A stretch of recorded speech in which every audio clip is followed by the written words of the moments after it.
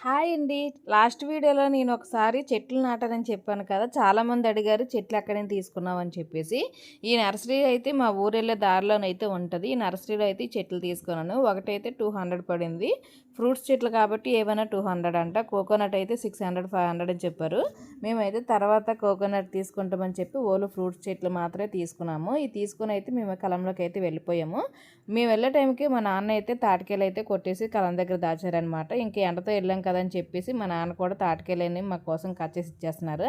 అవి ఫుల్గా అయితే తినేసాము మేము. మేము ఎప్పుడు ఊరెళ్ళాం మా నాన్న అయితే సీజన్కి తగ్గట్టు ఏవైనా ఫ్రూట్స్ ఏమైనా తీసుకొచ్చి కలంలోనే పెడతారు. తోటవారు తీసుకుని వెళ్ళరనమాట.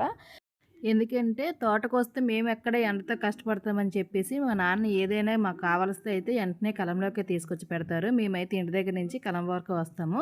ఇంకా మాకు కావాల్సిన తాటికాయలన్నీ ఫుల్గా తినేసాము. చింత చిగురు అయితే ఫ్రెష్గా కనిపిస్తుందని చెప్పేసి కట్ చేసుకుని ఇంటికి అయితే వచ్చేసాను. చింత చిగురు పప్పు